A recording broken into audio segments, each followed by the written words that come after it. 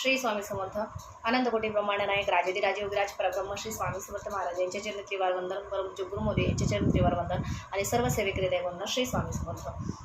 बघा, आज आपण पाहणार आहोत माझ्या नंदेला स्वामी सेवेत आल्यानंतर कोणता अनुभव आला ते आपण आज पाहणार आहोत। याच्या अगोदर मला स्वामींचा कोणता अनुभव आला ते या चॅनलवर मी व्हिडिओ अपलोड केलेला आहे, तोही तुम्ही बघू शकता। त्याची लिंक मी डिस्क्रिप्शन बॉक्समध्ये नक्कीच देईन। चला तर मग पाहूया माझ्या नंदेला कोणता अनुभव आला। बघा, माझ्या नंदेला सगळ्यात अगोदर म्हणजे सेवा करत असताना त्यांना सेवा करण्याची इच्छा कधी झाली, तर सेवा करण्याची इच्छा त्यांना कधी झाली तर मी माझा अनुभव सांगितलेला आहे की मला स्वामी महाराजांच्या कृपा आशीर्वादाने पुत्रप्राप्ती झालेली आहे। तर मग मला पुत्र झाल्यानंतर म्हणजे मला पहिली मुलगी आहे, मुलीच्या नंतर मला तब्बल 11 वर्षांनी पुत्रप्राप्ती झाली। सगळे दवाखाने वगैरे करूनही कुठंच काही फायदा झाला नाही, पण जेव्हा स्वामींच्या सेवेत आले त्या सेवेत आल्यानंतर 2 वर्षाच्या सेवेनंतर महाराजांच्या कृपा आशीर्वादाने मला पुत्रप्राप्ती झाली। तर मग हे त्यांनी जेव्हा समजा बघितलं, मी केलेली सेवा त्यांनी पाहिली होती, मी कशासाठी सेवा करते हे त्यांना माहिती होतं।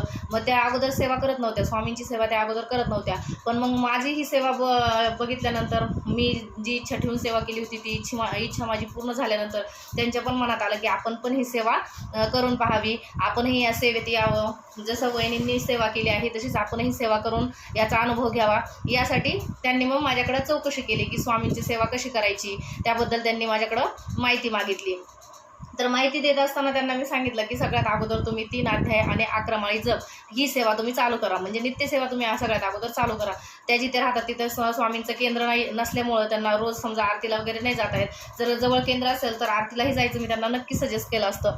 तर त्यांना सांगितलं की तुम्हाला जरी आरतीला जाता येत नसलं तरी तुम्ही 3 अध्याय आणि 11 माळी जप ही नित्यसेवा तुम्ही चालू करा आणि त्यानंतर रोज महाराजांना प्रार्थना करा जी तुमची इच्छा आहे त्यासाठी। तर त्यांनी असं करायला सुरुवात केली। सुरुवात करत असताना जवळजवळ 1 वर्षभर त्यांनी नित्यसेवा केली।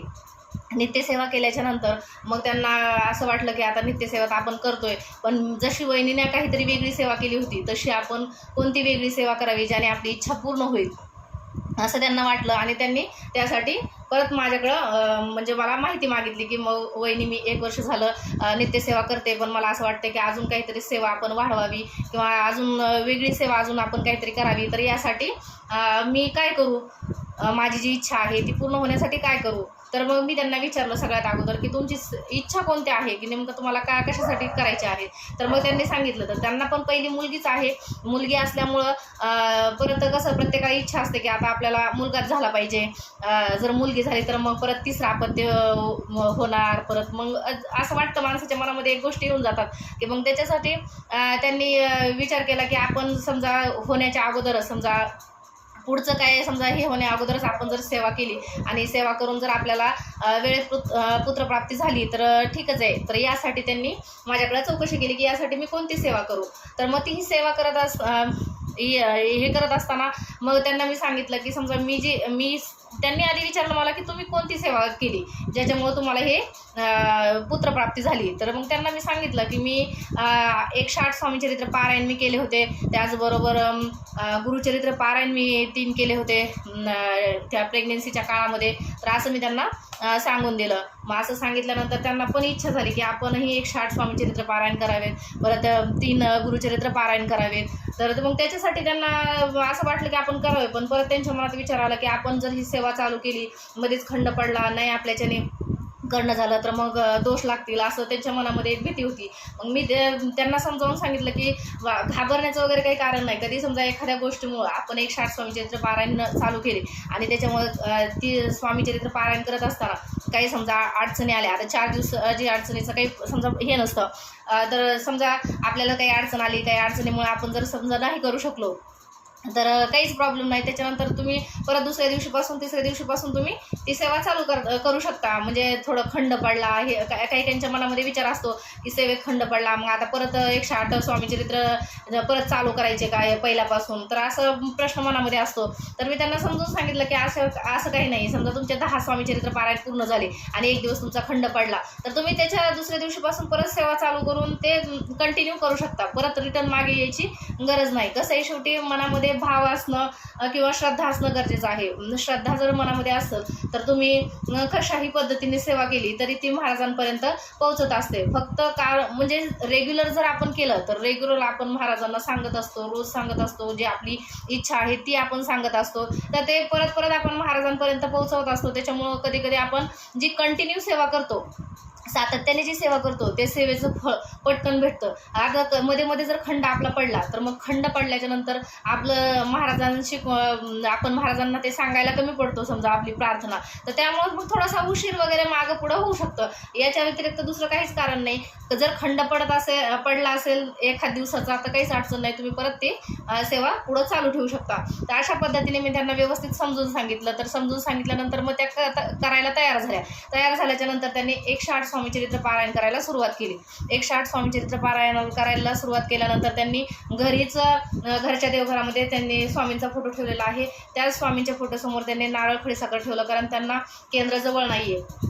तर मग तिथंच खडीसाखर नारळ ठेवून त्यांनी संकल्प केला आणि संकल्प करून झाल्याच्या नंतर 108 स्वामीचरित्र पारायणाला सुरुवात केली. 108 स्वामीचरित्र पारायण त्यांचे करून पूर्ण झाल्याच्या नंतर समजा 108 स्वामीचरित्र पारायण त्यांचे पूर्ण करून झाले. त्यानंतर म्हणजे त्या 108 स्वामीचरित्र पारायण जेव्हा त्या करत होत्या त्याच पिरियडमध्ये त्यांना म्हणजे गर्भ राहून गेला. मग गर्भ राहून गेल्याच्या नंतर कसं त्यांच्या मनामध्ये आलं की आता समजा आपल्याला गर्भ राहिला आहे पण मग मुलाचाच असेल का, हे असं मनामध्ये त्यांच्या शंका आली. पण परत मी त्यांना सांगितलं की तुम्ही 108 स्वामीचरित्र पारायण करताय, मग 108 स्वामीचरित्र पारायण करत असतानाच्या काळामध्ये जी इच्छा ठेवून तुम्ही ही सेवा केली त्याच पद्धतीने तुम्हाला किंवा तीच इच्छा तुमची पूर्ण झालेली आहे, तुम्हाला मुलगाच होईल नक्की बघा. पण तरीही त्यांचं म्हणजे असं होतं की अजून मी गुरुचरित्र पारायण करू का. तर म्हणलं तुमची इच्छा आहे, आता महाराजांनी तुमचं काम तर केलेलंच आहे हे 108 स्वामीचरित्र पारायणामध्येच, पण तुमची इच्छा असेल की नाही मला 108 मला परत 3 गुरुचरित्र पारायण पण करायचे, कारण सेवा करायला काय आपल्याला कुठली इच्छाच पाहिजे किंवा असंच पाहिजे असं काही नाही. सेवा करायचीच म्हणलं तर तुम्ही सहजही करू शकता, भावनेने श्रद्धेने. तर त्यामुळे त्यांना मी अडवलं नाही अजिबात की समजा तुमचे 108 स्वामीचरित्र पारायण झालेत, आता तुम्हाला गर्भ राहिला मुलगाच होईल मग तुम्ही आता हे करायची गरज नाही, असं मी त्यांना न अडवता त्यांना सांगितलं की तुम्ही नक्की करा, तुमची इच्छा आहे नाही 3 गुरुचरित्र पारायण करायची तर नक्की करा. तर मग त्यांना तेही सांगितल्यानंतर मग त्यांनी तेही 9 महिन्यानंतर 9 महिन्यात ते 3 गुरुचरित्र पारायणही त्यांनी कंप्लीट करून घेतले, पूर्ण करून घेतले. मग पूर्ण करून घेतल्याच्या नंतर 9 महिने झाले. त्यांची डिलिव्हरी खरं म्हणलं तर 9व्या महिन्यात आपली डिलिव्हरी समजा व्हायला त्यांना म्हणजे तारीख दिली होती, पण त्या तारखेला त्यांची डिलिव्हरी न होता 8व्या महिन्यातच त्यांची डिलिव्हरी झाली. मग डिलिव्हरी झाल्याच्या नंतर त्यांना मुलगाच झाला. ही स्वामींची कृपा आहे की मुलगाच त्यांना झाला, कारण महाराज कधीही आपल्या सेवेचं फळ आपल्याला देत नाही असं होत नाही. आपण जी इच्छा ठेवून सेवा करतो ते आपलं महाराज काम पूर्ण करतच असतात. तर तसं त्या पद्धतीने त्यांना पुत्रप्राप्ती झाली. पण 8व्या महिन्यात जन्म झाल्यामुळं ते बाळ थोडंसं अशक्त होतं. परत डिलेवरी होताना डॉक्टरांनी सांगितलं की यांना पण काहीतरी थोडंसं अडचणी येऊ लागल्या होत्या डिलेवरी होताना. तर त्याही अडचणीतून महाराज माऊलींनी त्यांना सुखरूप बाहेर काढलं.